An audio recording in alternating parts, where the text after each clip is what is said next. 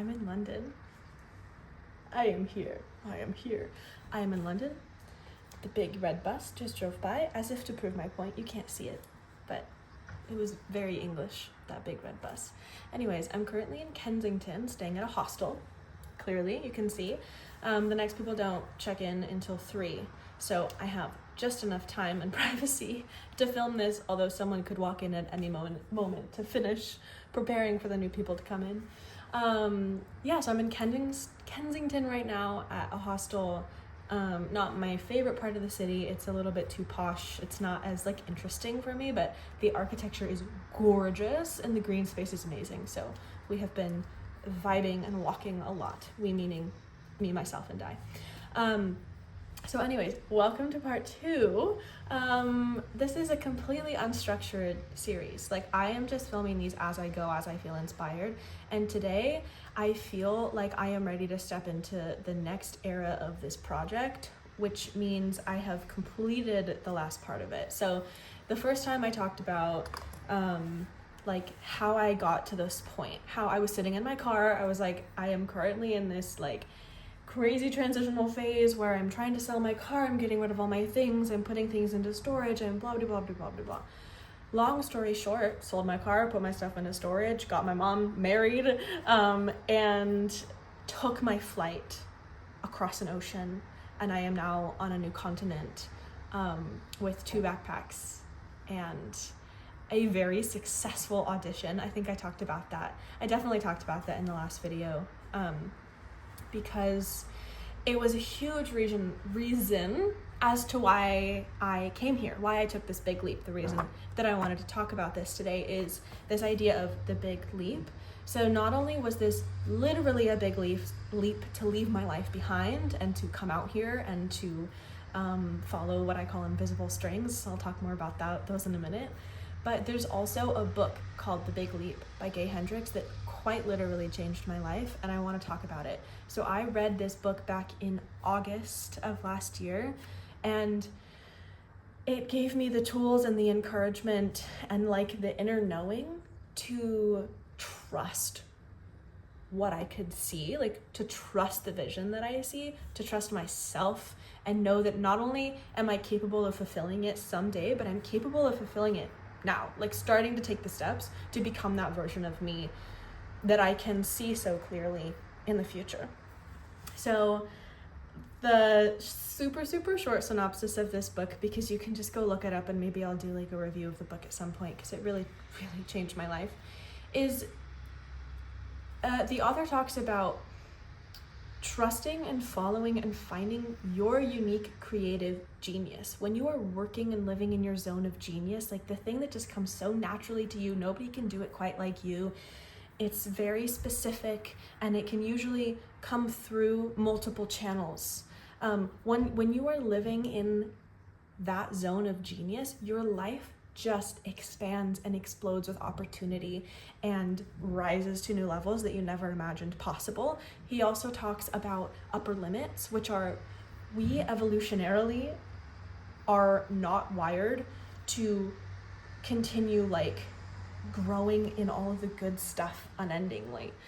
Our systems will try to bring us back down to a sense of safety, because safety means survival. So when you are taking big leaps and taking new steps and going new places and doing stuff that you've never done before, you're gonna hit your upper limit, meaning an amount of good things happening in your life that your body is not used to, and so it's going to do everything that it can to bring you back to a sense of normal. And this is when things like self-sabotaging come in, or even external sabotaging stuff, getting ill, ruining relationships, or accidents, stuff like that, come in as upper limiting problems. He calls it the upper limit problem. That kind of are your signal that you are expanding past what you already know to be true and safe. And so when you hit that upper limit, it's about pausing. For me personally, it's about softening and taking care of my nervous system and younger Julia, whatever version of younger Julia is scared or hurting, and really taking care of her so that I can recoup enough strength to move past that upper limit and keep expanding. That's the super short and sweet of the book, The Big Leap, but it has prepped me so well to be here. I've listened to it on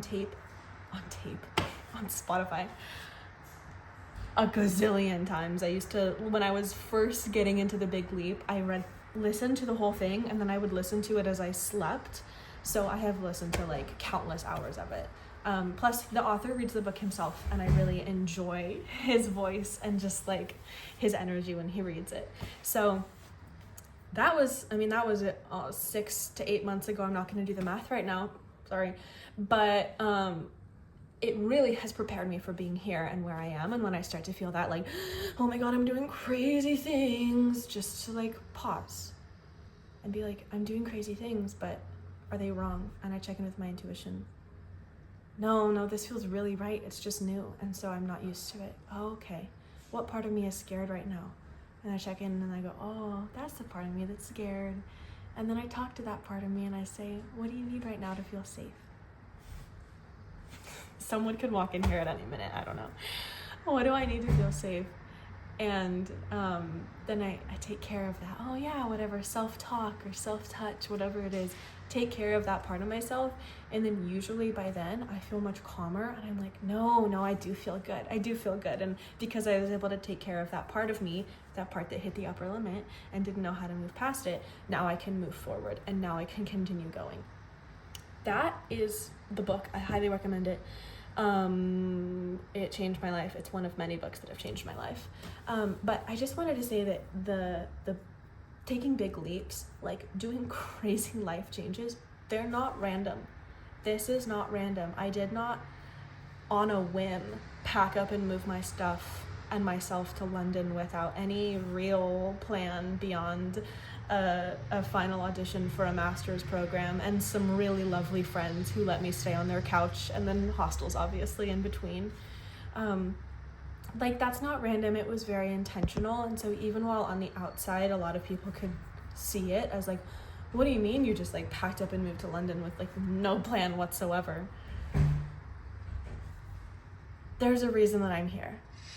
And that reason, or rather those reasons, I call invisible strings. Come in. I knew someone was gonna come in here. Anyways, invisible strings. So I describe invisible strings as, like, have you ever had that sense where you were just meant to be somewhere? Like you visit a city and you just immediately feel at home.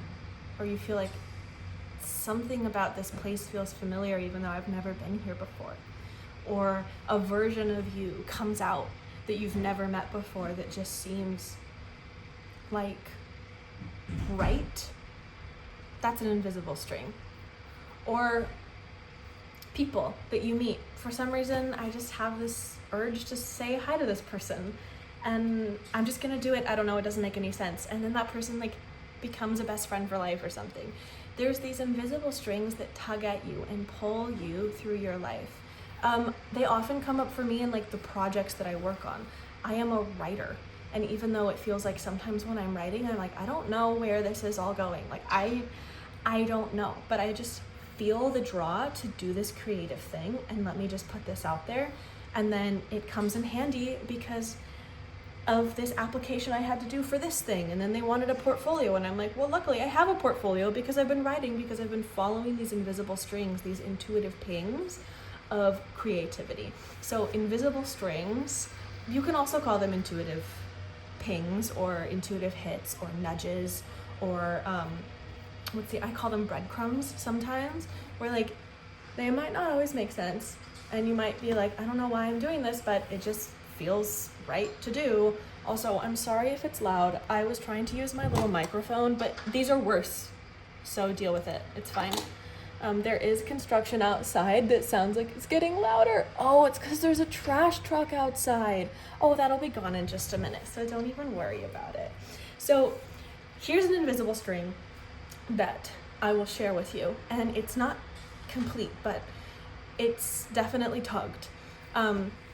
So my audition that I just did here in London at the Royal Academy of Music was an invisible string that I trusted, because they don't always make the most sense. Like, they're not always the most logical choices to make, but I knew I was going to be traveling full time. I was already planning on doing the packing my things up and going away and traveling indefinitely full time.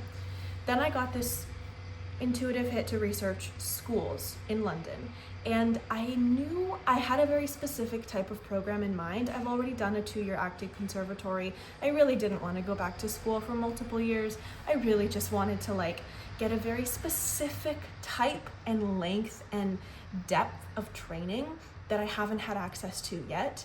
And so I started looking for that kind of program, and I found it in the Royal Academy of Music Master's Program for Musical Theatre.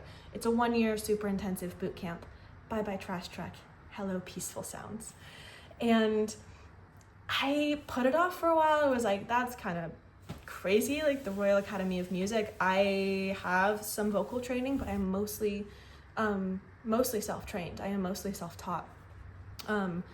Meaning I have had lessons over the years, and that has been incredibly helpful, and it hasn't built the strong kind of foundation that I really, really want. And so I think I felt a lot of imposter syndrome applying to the Royal Academy of Music, because it's music first, essentially. Even though it's a musical theater program, voice will be the most important aspect of it. So I'm like, you know what? I don't know why, and it's a long shot, but I feel so strongly that I need to apply for this program, so I'm gonna do it because I trust that. And then I did.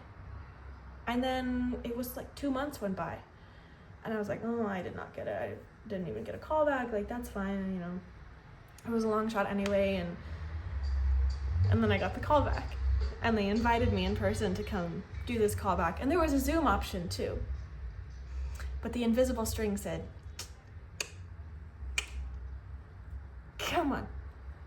So I changed my flight to be here earlier by 2.5 weeks, in time for this in-person callback. And I trusted that. And I came here and it was probably the best audition of my entire life. I have never felt so confident and comfortable and proud of an audition that I've done. The work that I put into this, I feel so proud of. And I left just going, that was so easy. Easeful. I put lots of work into it. It absolutely was something that was very intentional and very well crafted on my end, the stuff that I brought into the audition room. But actually doing it was easy, because I was just following that invisible string. So that was about a week ago. Actually, that was 4 days ago. What am I saying? Oh my God, time is so crazy right now. So it'll be another 2.5 weeks before I hear anything, and I'm in this place of total surrender, because I feel like I did everything that I could, and I feel really good about my work, and either they want me or they don't, and there's nothing that I can do to change that. And as much as I want this, as much as this is what I want, I trust that what's for me will not pass me by, and that I will end up where I'm meant to be. I really hope it's the Royal Academy of Music, and I trust the greater plan. But that being said, I followed the invisible string here, and now I have some travel plans. I have ways that I'm going this summer. I want to travel this summer 100%, but the invisible string is pulling me towards settling in London in the fall after traveling for a while. So I also wanted to mention, as I'm talking about this, there's a difference between intuition and anxiety. And just a short thing on this, I have both, and both are hella strong, okay? My intuition, super strong. My anxiety, also pretty strong. I will say this, the difference between intuition and anxiety is the sense of speed. So anxiety wants hustle. Anxiety wants you to move fast to catch up and not miss it. Whereas intuition, it comes from somewhere deeper, and it comes from a sense of what's for me will not pass me by, and if this is right for me, then I know I'm going to go do it. For me, intuition is very calm, even if it's moving quickly. Even if it's like, nope, I have to get this done today, let's go. It's not like, oh my God, I have to get this done today. Okay, I'm supposed to. Like, anxiety feels like it comes from here. Intuition feels like it comes from here, if that makes any sense. So following these intuitive pings as somebody with anxiety, if I feel calm, even if it's kind of chaotic, I know it's intuition. If I feel stressed and panicked and all over the place, I know that that's anxiety. On that note, the final piece of this taking the big leap that has been so important is this sense of self-trust.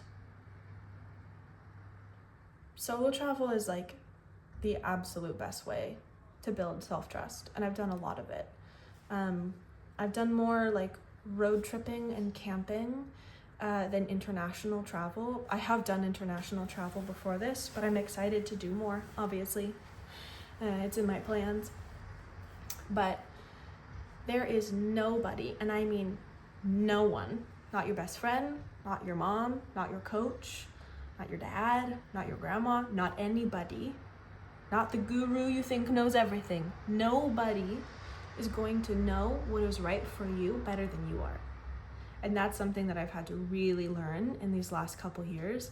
And I've made some decisions based on the things that other people told me were right that have led me to not my favorite situations. Not that they were bad, but that they weren't right for me. And so in the past, since I read The Big Leap, basically, I read that book right before things in my life totally shook up, and I had the opportunity to take a big leap, and I did. And when I did, like, it didn't make logical sense. It shouldn't have worked, but it did. And I have never been happier. And even though on the outside, the steps that I took, people were like, you shouldn't have done that yet. Like, that's probably not the wisest way to go about it, and blah, blah, blah. Never been happier. I've never been this happy for this long. Trusting in myself more than anybody else has been the most important part of all of this. Sometimes it can feel a little bit lonely, and also you realize, like, I got me. I'm never alone because I have myself. Okay, to conclude, the question is, what now? Personally, the answer to that is I am enjoying my time. I am hanging out, I'm writing, I'm refocusing my energy now towards my creative projects, like this. I like writing on my Substack, like maybe someday working. I have all these projects going, like I have a book that I'm working on. My first draft is like 98% done. I have a deck of oracle cards that I'm working on that came through to me a while back. I just have notes. I have the entire deck planned out, all just kind of in scraggly notes, but just stuff like that I'm working on that I'm really excited to bring into the world, because it's all stuff that has just come from those invisible threads, just tugging, and ideas dropping in, and me just listening and writing in my journal for hours on end.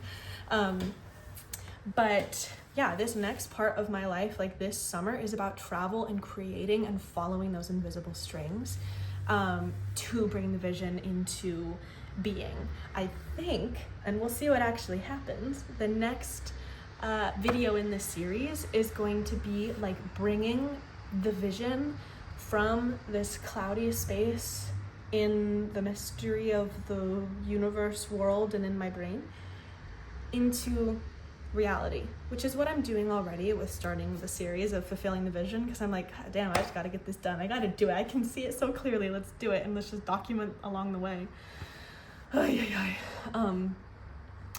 But I think that's because that's what's next for me. Like today, literally, I have a session with my coach.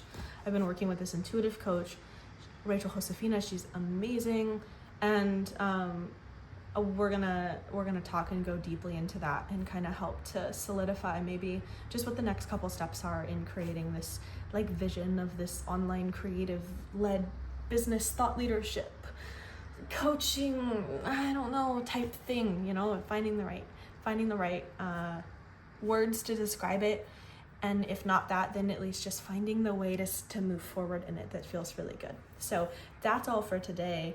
If you've read The Big Leap, you know what I'm talking about. And if you haven't, go read it. And if you've watched this long and you're this invested in things, will you leave me a comment? I know that's what people who are on YouTube say, to leave a comment, because it helps drive engagement. So let's do that, please. And also, I do this because it's important to me, because I want to actually connect with people. Like, this is what I want to do, is I want to follow my fucking dreams and figure out how to do it, to inspire and blaze the path for other people to do it as well, and then help people however I can, in whatever form that comes into, if it's via video, if it's via one-on-one sessions, intuitive sessions, all that kind of stuff. That's the vision right there. Hands down, end of story, that's the vision. So, welcome to the ride. Thank you for being here, and I will see you next time from somewhere in the world.